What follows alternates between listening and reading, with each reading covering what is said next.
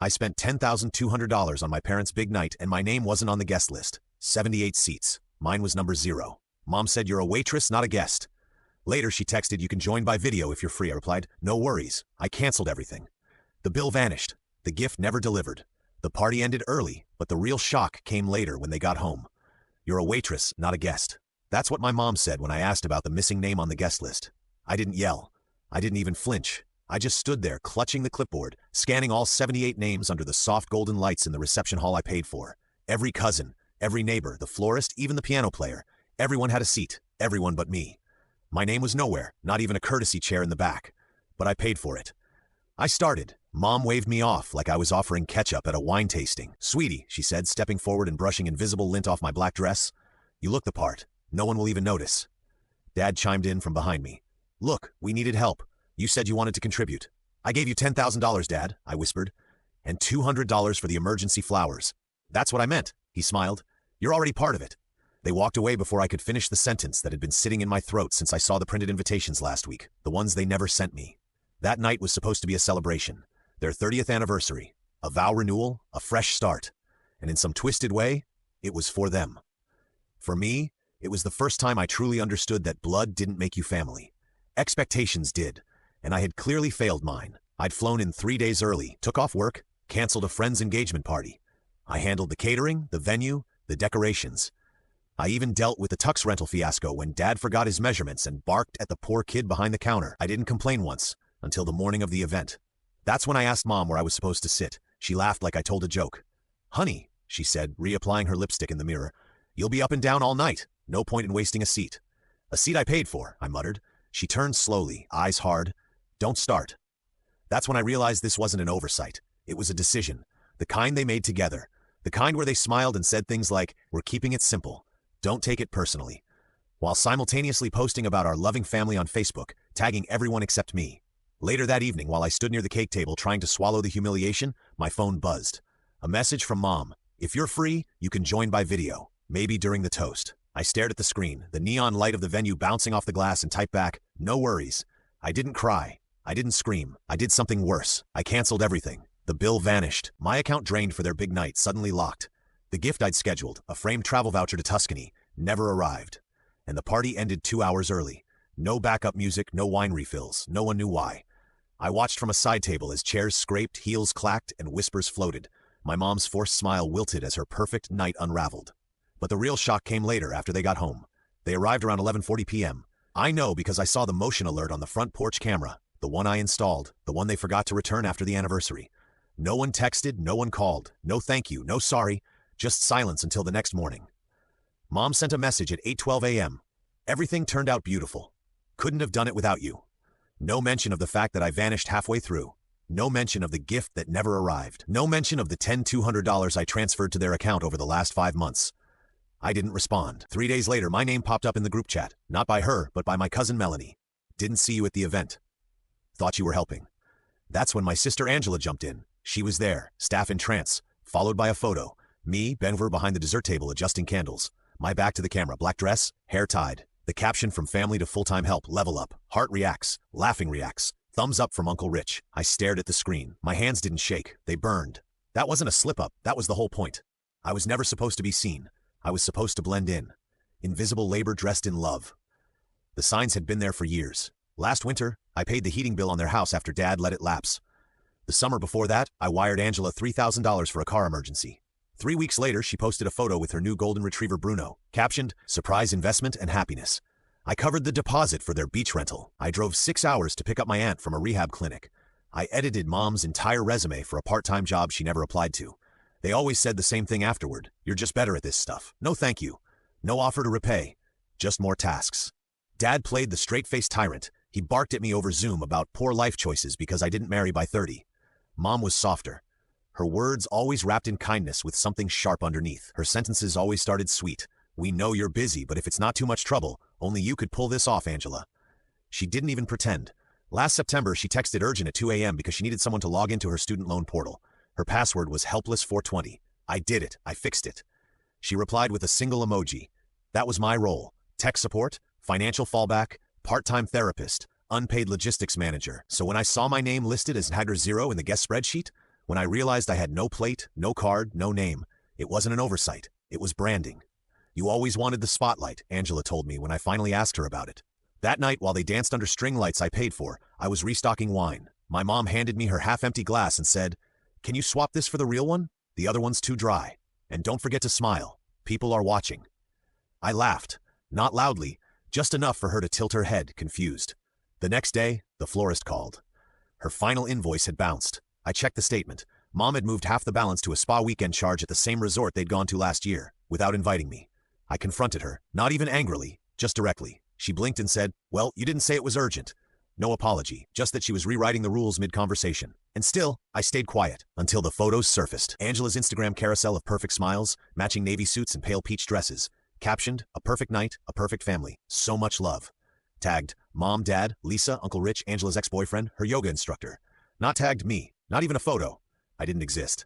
Then cherry on top, Mom forwarded me a text the day after. "Aunt Marie says, you didn't come off very friendly. Maybe next time you can bring less attitude." Then a heart emoji and, "You can join the next event by video if you're free." I stared at that heart emoji for 10 minutes before replies. And that's when I started preparing the list. Not of guests, but of receipts. Financial, emotional, digital, screenshots, messages, call logs, because I was done. And when I was done collecting, I was going to show them exactly what they built, brick by brick, on my silence. The confrontation happened 1 week after the party. Not planned, not dramatic, just a brunch invite. Mom sent it like nothing had happened. Casual breakfast this Sunday, just us. Let's clear the air. No mention of the missing gift or the $10,200 or the public humiliation. But I said yes because I had something they weren't expecting. Sunday came. I arrived early. Same house, same marble kitchen island I helped pay for, same fake orchids on the table. Mom greeted me with her signature weaponized warmth. Look who decided to show up. Angela was already seated, scrolling through her phone like she hadn't smeared me across the family chat. Dad sat at the head of the table in his robe, reading news off his iPad like a man too important for conflict. No one asked how I'd been. No one asked why I stopped replying to texts. Instead, Mom poured mimosas and said, "Let's not make this a big deal." So I didn't. I pulled out a small navy blue folder and placed it on the table. Angela laughed. "What is this, your resignation?" "No," I said. "Your file?" She stopped smiling. Dad lowered the iPad. Inside were 12 printed screenshots. Text messages, bank transfers, group chat memes, photo timestamps. One of them, a VMO receipt from me to Mom labeled Anniversary Venue Deposit. Another, a message from Angela to her friend. "My sister's so desperate to be loved, she'll pay to be invited." That one had a heart emoji. Mom reached for the folder. I slid it back. "No, we're doing this out loud." Then I pulled out my phone, tapped play. It was a voice memo from 2 days before the party. Angela and Mom in the kitchen whispering while making place cards. Angela had her phone in her pocket, and her Bluetooth was still connected to the speaker in the other room. I'd hit record. "Angela, are we really not giving her a seat? She's not a guest, she's a function. It's kinda cruel. Life's cruel. She's useful when we need her." "That's enough." I paused the playback. No one breathed. Angela broke first. "That's out of context." I smiled. "Sure, let's get more context." I reached into my bag and pulled out a small hard drive. Silver, labeled Family Archive. Angela turned pale. She knew what it was. Back in college, I used to be the unofficial tech support for the whole family. I built Angela's laptop from scratch, synced it to cloud backups, set up her email filters, taught her how to hide conversations and how to forget I could see them. I mirrored her Google Drive the night after the party. She never changed the recovery email. Inside, dozens of altered screenshots, fake threats she created to frame exes, a Photoshop document titled Drafts for making her look unstable, with my photo layered under red text reading jealous, obsessive, manipulative. Even a fake calendar invite she planned to send our cousin Marie to claim I skipped her baby shower on purpose. But the real bomb was a voice file edited, glitched, her voice imitating mine using AI filters. "You're nothing to me. You're lucky I let you exist." My voice, stitched like Frankenstein. I hit play. Mom dropped her mimosa. Dad stood up. Angela lunged at the table. I pulled the drive back just in time. "You think this proves something?" she hissed. "You've always been dramatic." I looked her straight in the eyes. "You've always been safe behind lies, but now it's your voice, your fingerprints, your patterns." Dad shouted, "This ends now. You're tearing this family apart over some feelings." "No," I said, "I'm showing receipts." Then I pulled out the final piece, a printout of the wire transfer, $10,200 from my account, and the bank's fraud department note, funds allocated to non-disclosed personal use. Review pending. Angela looked like she'd been drained of sound. Mom whispered, "We can fix this. We can talk to the bank." "We won't," I said, "because it's not mine to fix." And then the front door opened.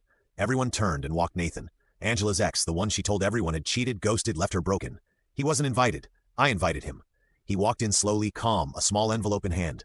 He placed it on the table and said, "You told them I hit you, that I threatened your family. That I stalked you. I lost my job because of your lies.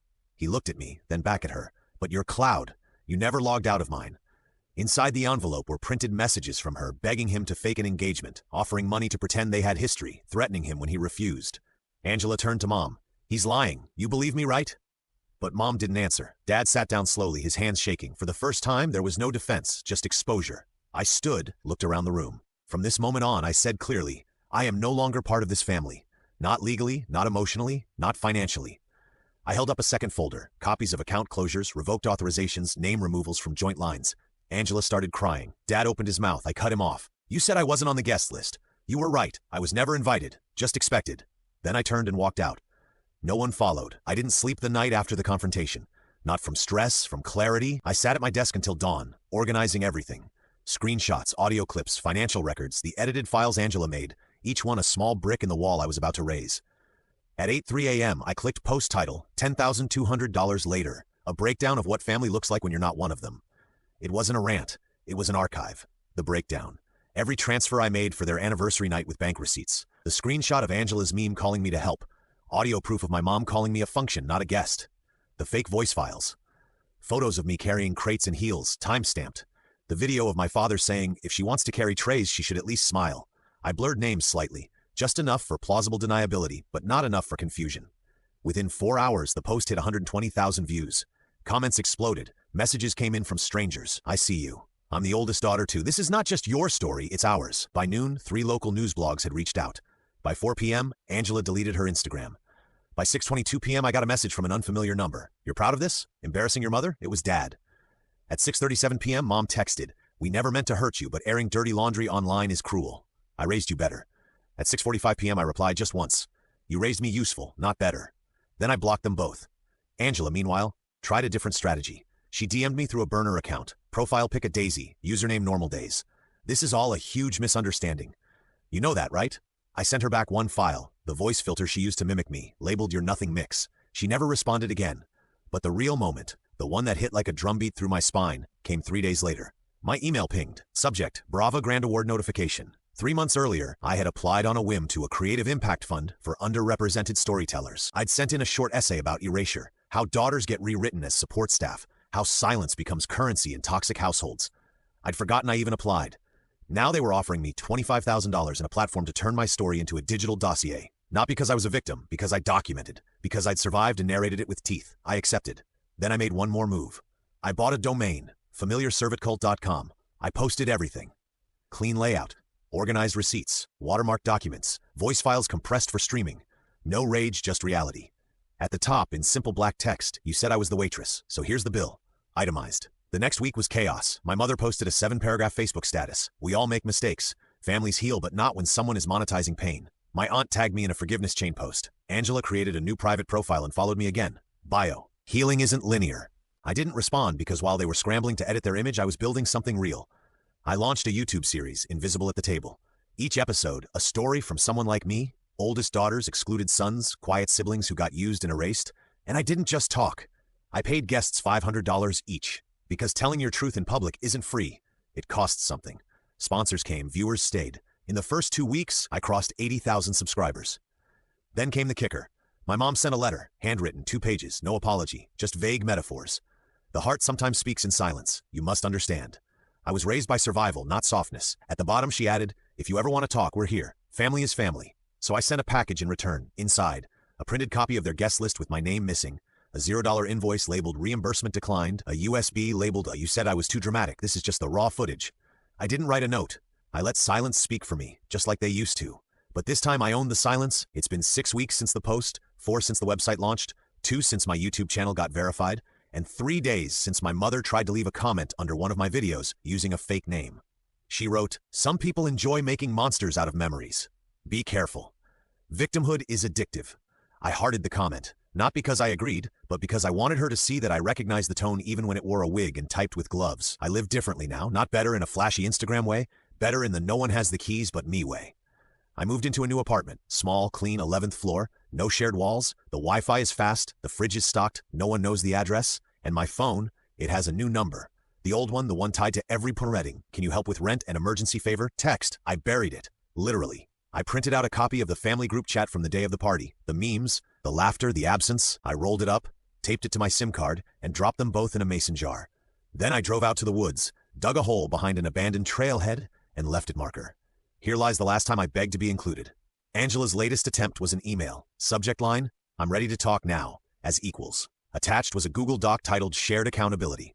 It included a proposal for a family discussion video, suggested script lines like, "We all made mistakes, and no one was perfect," and a request to avoid words like abuse, manipulation, or exile. My response, a red line edit of the doc with one sentence at the top, "You can't heal a lie you're still living in." I never clicked reply, just shared the file publicly. It now has 86,000 views. The best part? Their big vow renewal night. The one I paid for, organized, and was erased from. It never made it into the local newspaper. Why? Because I called the editor myself, told her I was the event planner, told her the venue had a code violation, sent the receipt, showed her the backup generator incident that forced the early shutdown. The article was pulled. Instead, the paper ran a feature titled Invisible Daughters, the cost of being the backup plan in your own family. I was on the cover in black, smiling. Not because I was happy, because I was free. Yesterday, a local bookstore hosted a panel called Redrawing the Family Tree. They asked me to close the evening with one thought. I said, "I'm not angry. I was left off the guest list.